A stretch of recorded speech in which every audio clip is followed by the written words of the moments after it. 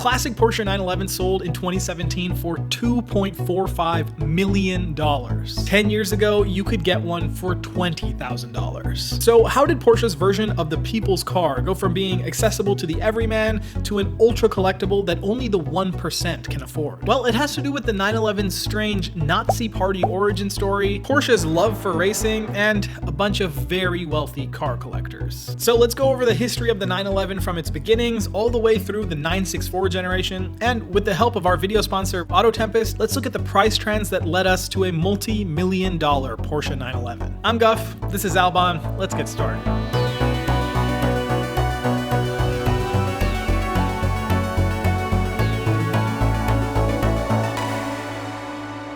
The story begins with the 356, Porsche's first production automobile. Or maybe the story starts with the Porsche Type 64, their first ever car. Well, actually, I guess we need to go all the way back to the Volkswagen Beetle. Wait, does it start with World War II? Maybe we should start with the birth of Adolf Hitler.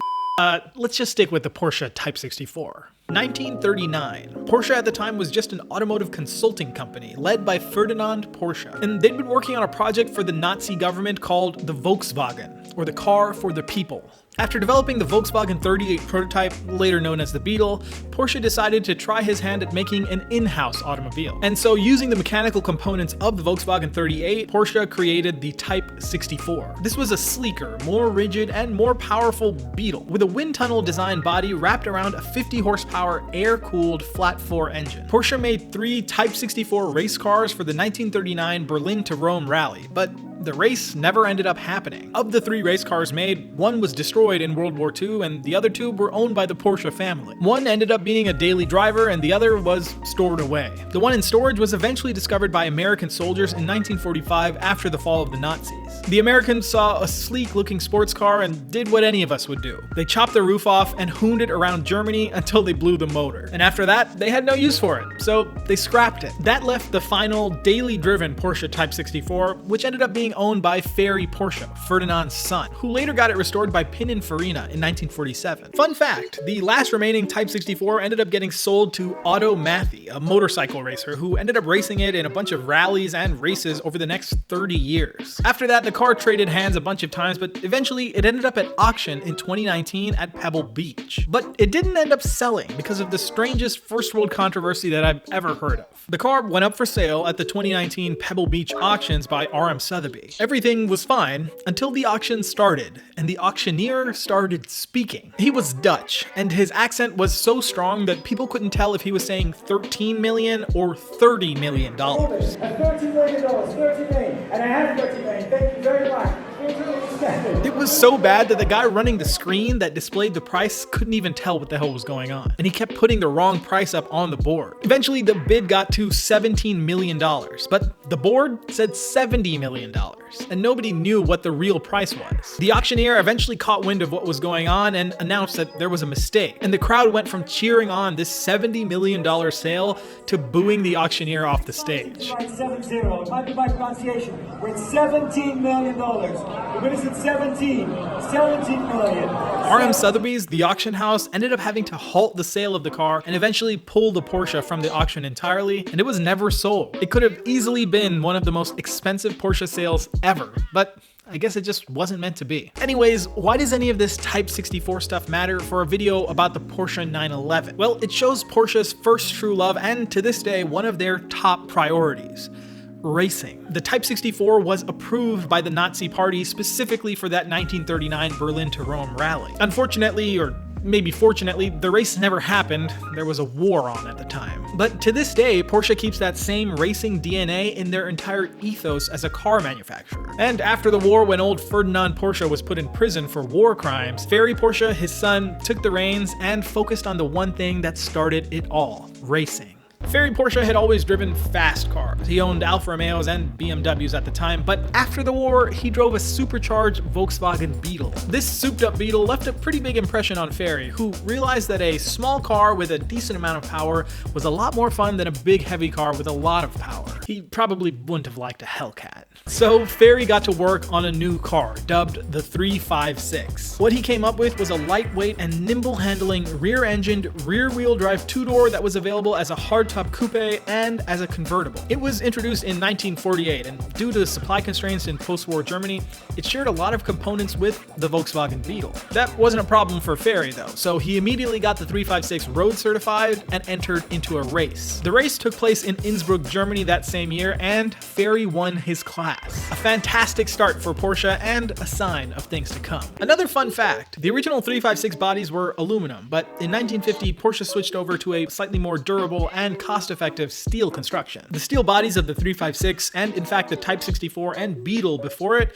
were made by a company called Reuter. Porsche used Reuter to manufacture all of their steel chassis until 1963, when Porsche ended up buying them and absorbing them into the Porsche umbrella. The only part of the business that remained independent was the seat making division. And so Reuter went fully into the seat manufacturing business and changed their name to Recaro. Anyways, by the early 1950s, the 356 was getting noticed around the globe for its aerodynamics, handling, and good build quality. This led to people from all over the world importing 356s for street and track driving purposes. In 1951, Porsche entered the 356 into the Le Mans 24-hour, becoming the first German manufacturer ever to compete, and they won their class and placed 20th overall. In 1954, Porsche decided they needed a little bit more spice in the 356, so they introduced a new engine to replace the Beetle-derived Flat 4. This was an all-new quad-cam 1.5-liter engine dubbed the Carrera, which helped the 356 take even more race wins and, more importantly, even more sales. By the early 60s, Porsche was doing extremely well, so it was finally time to design a successor for the 356. With this new global audience, Porsche needed something bigger, more powerful, and more refined than the original 356 design. What they developed was similar, but now larger in size and powered by a 2-liter flat 6 engine, and they called it the Porsche 901.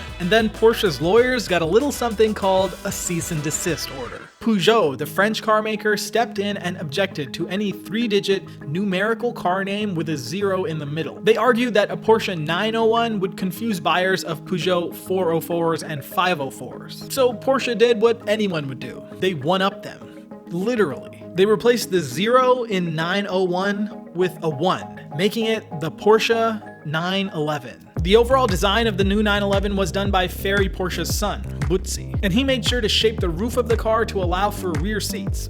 For your kids. A feature that 911 buyers to this very day use to convince their wives that it's a sensible purchase. The first 911s in 1964 made 130 horsepower through their air-cooled Boxer 6 engines, which drove the rear wheels through a 4 or 5-speed manual transmission. At the same time, Porsche also introduced a 4-cylinder 911 called the 912, which was designed to be a more direct replacement of the 356 before it. A few years later, in 1967, Porsche introduced the more powerful 911S, and along with that came the 911 Targa. The Targa was a removable top 911 that was named after the Targa Florio race in Italy. Also in 1967, the 110 horsepower 911T was released to slot in next to the 912, and the regular 911 that made 130 horsepower was then renamed to the 911L. Oh, and they made an ultralight racing version with 210 horsepower called the 911R. Getting confused yet?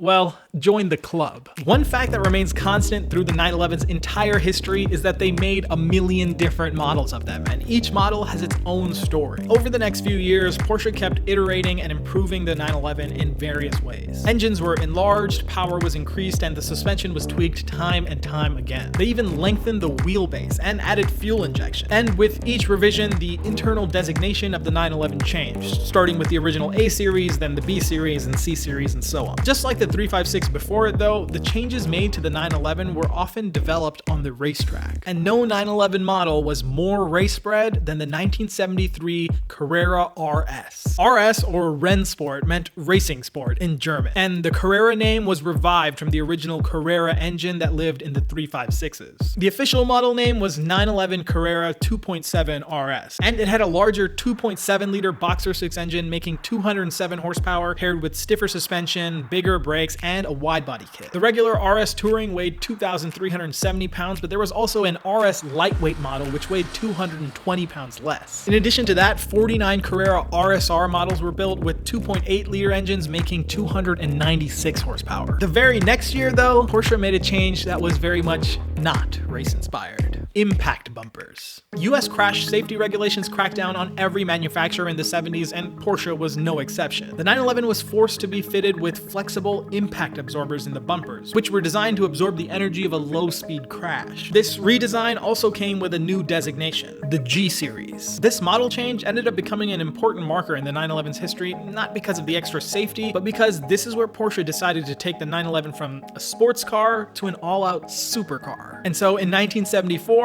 Porsche released their first supercar 911, the 930 Turbo. The 930 was a wide-body turbocharged monster with a giant whale tail out back hiding a 260 horsepower turbo flat six. This thing was absolutely bonkers. It had the most dramatic turbo lag that rocketed you to 60 in less than 6 seconds. I know it doesn't sound like much nowadays, but this was the 70s, and the 930 Turbo was handily beating big American V8s and screaming Italian V12s. It was such a powerhouse that the 930 Turbo ended up being dubbed the Widowmaker, due to its propensity to swap the rear for the front if you weren't too careful with your right foot. The 930 Turbo was nevertheless very popular, and ended up getting a bunch of revisions over the years, including a 3.3-liter engine making 300 horsepower. In 1981, it was pulled from US and Japanese markets due to emissions regulations, which really just ended up making it even more popular. And so in 1986, Porsche brought it back and offered even more special trims and options, including the slant nose option. This was a front-end redesign based off of the Porsche 935 race car, and while at the time it wasn't a super popular option, it ended up becoming a collector favorite. Besides the 930 Turbo, Porsche also sold the Carrera 3.0, the 911 SC, later the 3.2 Carrera, the Speedster, the Club Sport, and so on and so forth. All until 1989, when the 911 underwent its next big transformation, the 964 generation. This was another revamp of that classic 911 formula. Still rear-engined with a redesigned chassis, ABS, and power steering, along with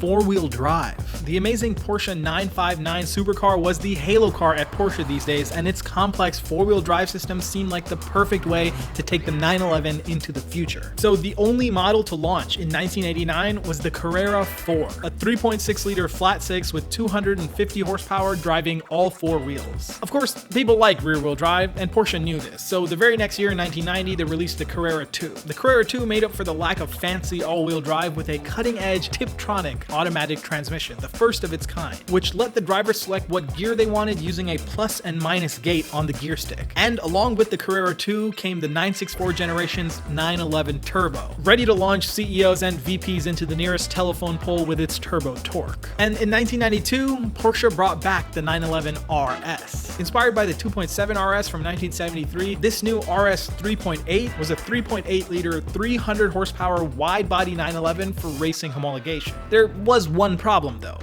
It wasn't available in America. This new 3.8-liter engine was only emissions legal in Europe, but the American Porsche buyers, they weren't having it. They petitioned Porsche to give them the RS 3.8, and eventually Porsche obliged and created the RS America. This was an ultra-limited run of just 701 cars for 93 and 84 cars for 1994. It wasn't quite the same as the European Carrera RS 3.8, but it was close enough to get American buyers happy. But it wasn't enough for all Porsche buyers to be happy. And for a select few who wanted something truly bespoke and truly race-ready, there was the RSR 3.8. This was a fully caged, blueprinted 3.8-liter engine making 350 horsepower that went to 60 in 3.7 seconds. That's faster than a Ferrari F40. As far as 964s go, this was the ultimate 911. And with only 51 examples being ordered to buyer specifications, it was also one of the most exclusive. It shouldn't come as a surprise then that one of these RSR 3.8s ended up becoming one of the most expensive 911s ever sold.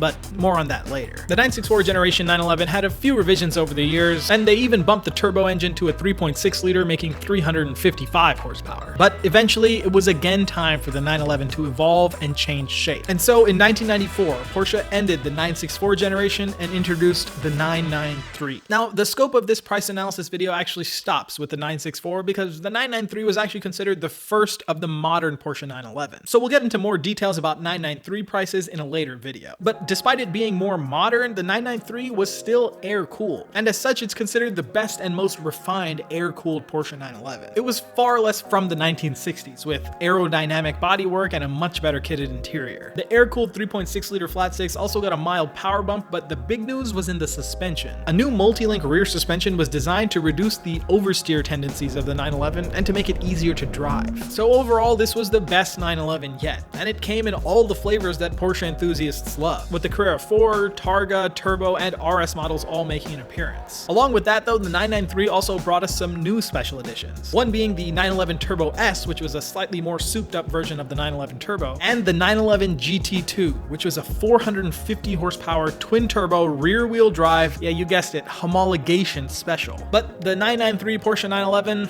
wasn't long for this world. Production ended in 1998 to make way for an entirely new 911. A 911 that did away with one of the hallmarks of Stuttgart's famous sports car, something that existed even before the 911 name did, the air-cooled engine. The new 996 generation 911 moved to a water-cooled engine, and it shook the Porsche universe to its core. Many Porsche files called this the end of the 911 and drew a line in the sand when it came to their love for this car. But whether you fall into the air-cooled camp or the water-cooled camp, one thing is for certain: air-cooled 911s fetch a lot of money in the used market. We'll touch on water-cooled cars in a later video because this history lesson's already gone on too long. So let's switch gears and find out how much a classic air-cooled 911 would cost us if we were looking for one in the used market. 10 to 15 years ago, prices were fairly reasonable for a standard 911. Mid-80s G-Series 911 SCs were available everywhere for 20 grand, with plenty of higher mileage cars for 15,000 or less. A 964 would fetch a little bit more due to its lower production numbers, but even still, beautifully maintained examples were selling in the mid-30s. Slightly more special 930 Turbo would have costed you between $30,000 and $40,000 depending on condition. And even the RS America, yes, the low-volume race-ready 911 that Americans literally fought to get,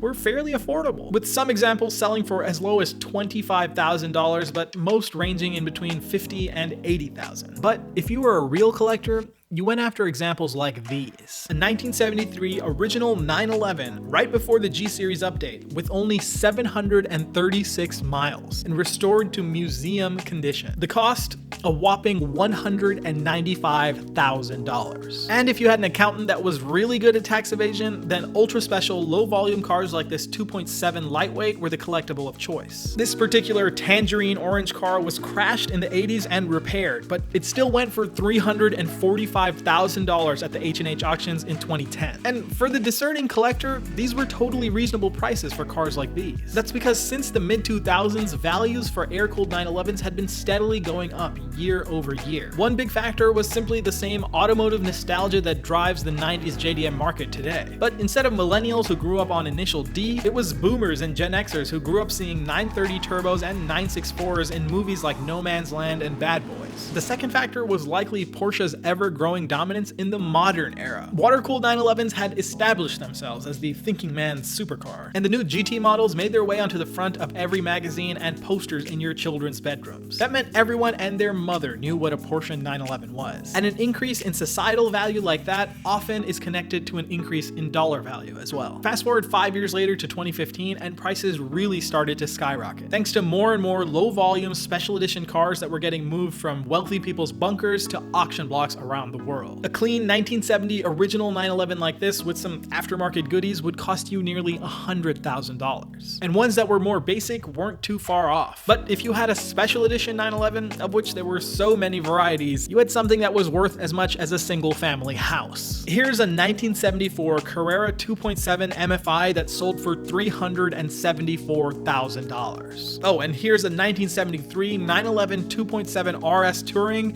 that sold for $594,000. By the way, remember that 930 Turbo in 2010 selling for $30,000? Well, here's one in 2015 selling for $300,000. Of course, if you were a little more budget conscious, you could opt swap for a 1994 Carrera 2 lightweight for a hair over $130,000. So prices across the board were up for air-cooled 911s. But that being said, the less special, higher volume cars were still relatively affordable. You could get a basic, okay condition 964 for 30 to 40 grand. And while this may have been one of the cheapest ways to get into the classic 911 club, it was still double what you would have paid 5 years prior. 2016 saw a bunch more headlining sales, with a 1988 slant-nose turbo selling for $330,000 at Amelia Island, and a 1994 turbo Flachbau, a slant-nose version of the 964 with just 40 miles, selling for $1.1 million at Pebble Beach. But the biggest sale that year was no doubt the 1979 Porsche 935 Le Mans winning race car that sold for $4.84 million at Pebble Beach's auction. This was the very car driven by Paul Newman and Bobby Rahal to various victories over the years, and it was one of the most successful endurance cars of the 80s. And the only reason it's not on the thumbnail of this video is because, well, it doesn't come with a title. The 935 was a race car, never meant for road use, and so that 935 is really just a museum piece. And while you could argue that all these ultra low mile production 911s are pretty much museum pieces as well, at least they can be registered and fulfill the main duty of a 911, which is driving. The irony of that statement isn't lost on me though, because the very next year in 2017, a 1993 Carrera RSR 3.8 with just 10 kilometers on it went up for auction in Italy. Not only was it completely undriven, it hadn't even been touched by human hands in decades. The 24 years of dirt and dust were left unclean, and the car was offered up for auction as a time capsule of one of the rarest Porsche 911s to ever come out of Stuttgart. This was a custom ordered car with a fully trimmed Guards red leather interior and all the RSR aero goodies. And yes, even the roll cage was wrapped in Guards red leather. This was the only car in the world specified like this, so you can imagine it was on every collector's radar. The RM Sotheby's auction went live in May of 2017, and this ultra rare 911 ended up selling for €2,016,000, or roughly $2.45 million, making this the most expensive production 964 ever sold. Now, before you guys come at me, there have been production 911s that have sold for more money, namely the 1995 GT2 that sold in the UK for $2.6 million, and of course the 1998 911 GT1 Strassen version that sold at Amelia Island in 2017 for $5.6 million. But as I mentioned before, we're not covering 993s in this video, and the 911 GT1, by all accounts, isn't actually a 911. It shares basically only the front and rear lights with the production 911 and has a mid-engined, not rear-engined, water-cooled flat six. And so that very filthy RSR 3.8, while it may be Larry Casilla's worst nightmare, is indeed the most expensive classic 911 ever sold. In the 4 years since then, a few cars have sold in the $1 million range, like this RS 3.8 for $1.7 million, or this RS 2.7 lightweight that sold for $1.5 million.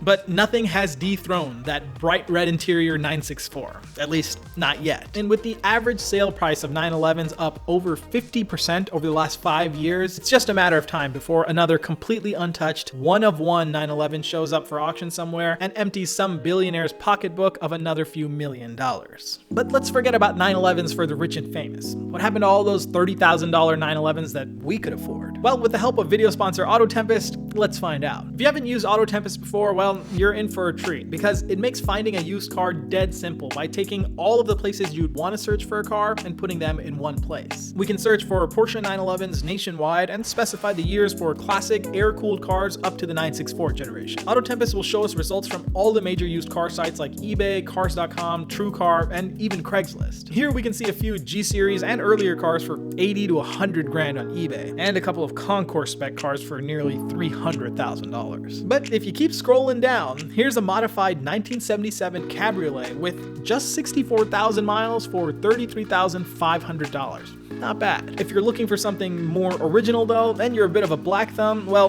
here's an original 1967 911 Coupe for 45 grand. It was freshly pulled out of a junkyard and probably is mostly made of rust, but restored, it'd probably be worth a pretty penny. If we scroll further down, we can find results from Cars.com, cars.com. And here there's a 1976 911S for a hair under 30 grand. Not a screaming deal considering it has 244,000 miles, but hey, at least this car wasn't just freshly pulled from the scrapyard like that blue one. Overall, it looks pretty well looked after, so for somebody looking for a G-Series car that's affordable, this might be it. And then there's this one, a 1983 SC Cabriolet that's in pretty sorry shape, but it's the cheapest one yet at $28,500. If you've got the know-how and the patience, a 911 like this might be the best way to get into the air-cooled club. But these are all dealer cars, and if you want to find the weird and wacky cheap stuff, you gotta go private party. And there's no better place for that than Craigslist and Facebook Marketplace. But if you want to search nationwide on Craigslist, you kinda can't. You're locked into one area, and for cars like classic 911s, you're probably not gonna find the best deal in your own neighborhood. Lucky for us, Auto Tempest can search every Craigslist across America at the same time. You hit one button, and just like that, every Craigslist 911 nationwide is at your fingertips. You can also check out Facebook Marketplace by hitting one button and automatically filtering Marketplace for whatever you're looking for. Moving past that same junkyard 911 that we can't seem to escape, here's an 84 Targa in pretty great condition. Only 61,000 miles, and it looks to be really well taken care of. It's a bit pricey at over 65 grand, but it's definitely an example that's ready to be driven. Next up is a 77 Targa that definitely looks like it could use some love, but